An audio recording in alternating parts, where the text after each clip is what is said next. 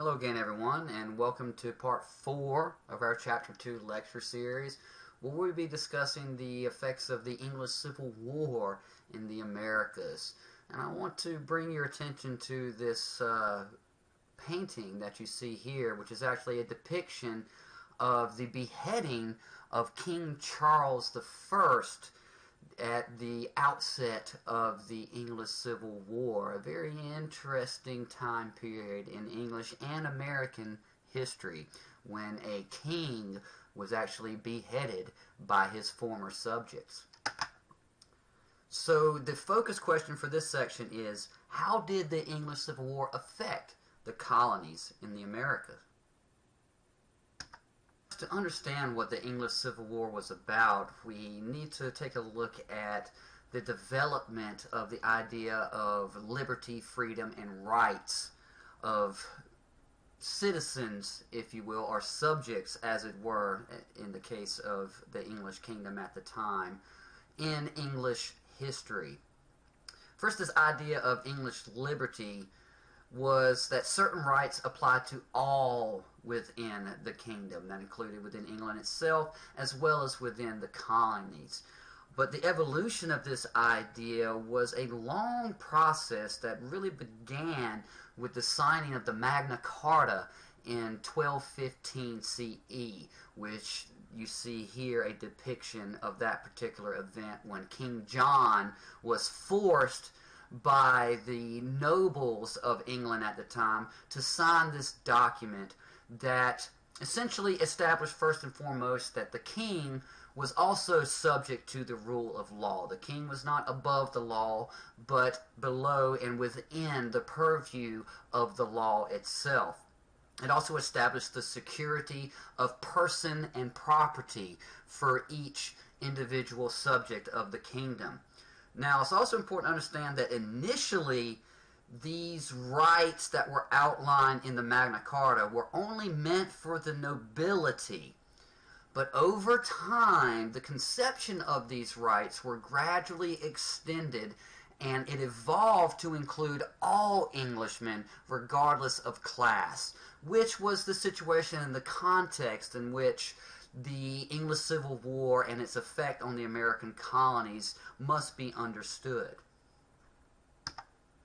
The English Civil War was essentially a struggle for political supremacy between those that favored parliamentary rule and those that favored more direct royal rule. The leaders in the House of Commons, which was the lower house of the English Parliament, the House of Lords was the upper house, accused the Stuart kings, the Stuarts were the reigning monarchical dynasty of England at the time, of endangering English liberty. King Charles I had actually disbanded Parliament altogether between the years of 1629 and 1640 in his own frustrations over his inability to get them to cooperate with his particular agenda.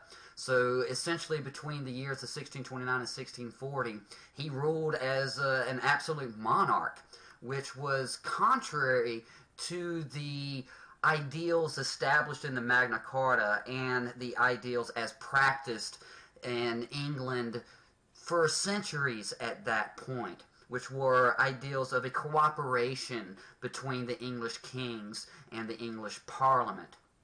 Civil war broke out between the years of 1642 and 1651, and the parliamentarians won the war and established the Commonwealth of England. Now, the parliamentarians were led by Oliver Cromwell, who became the ruler at the end of the war, and he ruled as a virtual dictator for almost a decade, which is sort of ironic when you think about it, because they fought this war to get rid of a king and reestablish parliamentarian rule, but as a result, they ended up with someone who acted pretty much the same way as a king would act. And of course, that itself caused lots of tensions and consternation among his parliamentarian supporters.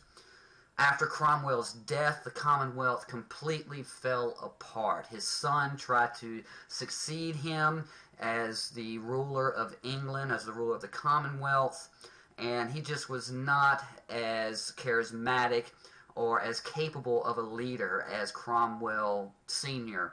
was, and the Commonwealth essentially disintegrated due to various factional infighting.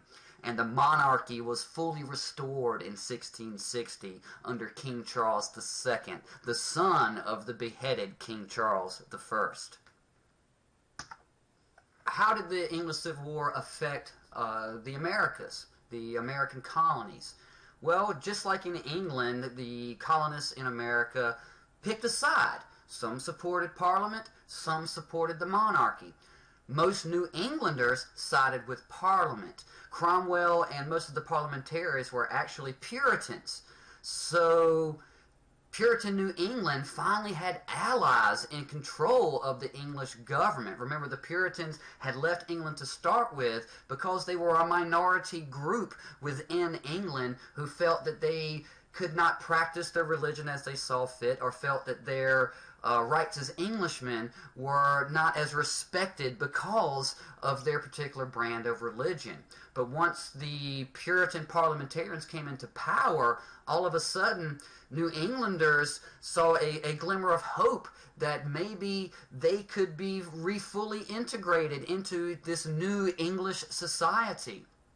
Now, concurrently with all of these events taking place, came the rise of the Quakers in New England. It was a new Protestant sect. The Quakers, also known as the Society of Friends, believed in pacifism, separation of church and state, believed that anyone could preach, not just educated or learned clergymen.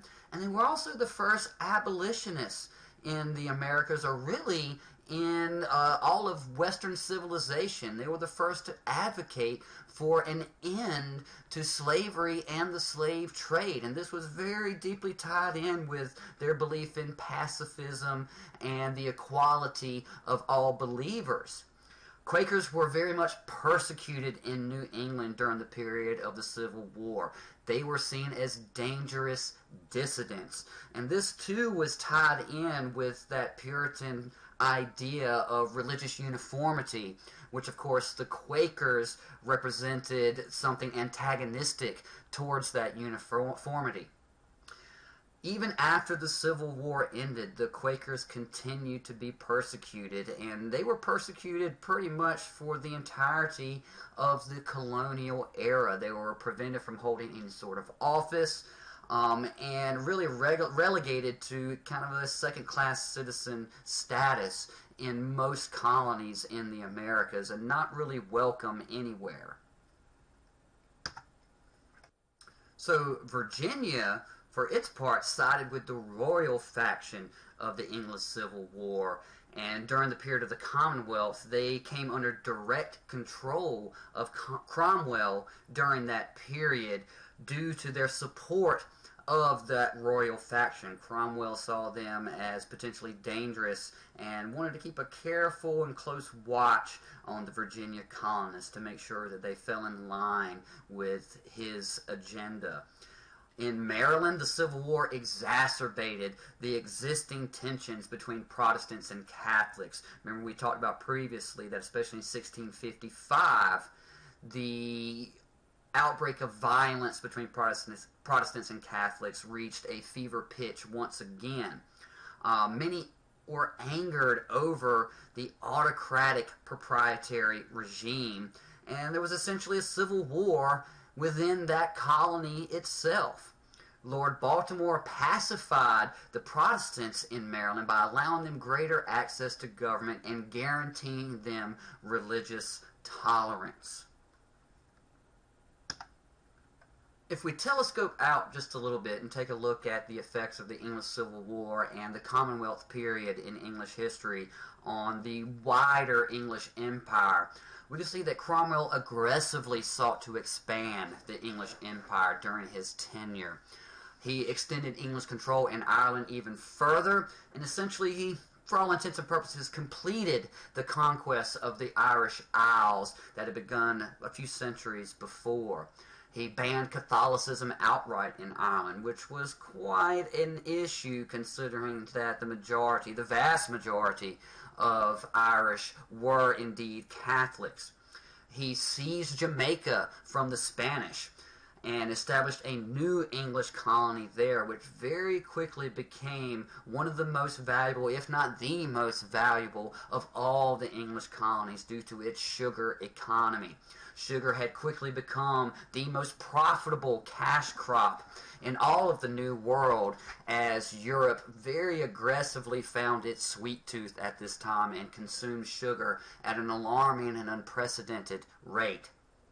He also established the Navigation Acts in 1651, whose purpose initially was to counter the Dutch commercial supremacy over the Atlantic economy at the time and strengthen the English economy and the English presence in that Atlantic economy. This act forced English colonies to only use English ships and ports for trade. Now, fast forward about a century or so, and this act would come to be quite a thorn in the side of the American colonies, as we shall see later on in the course. Have it, folks, that concludes our Chapter 2 lecture series. I hope you learned a lot, and as always, study hard, and I'll see you soon.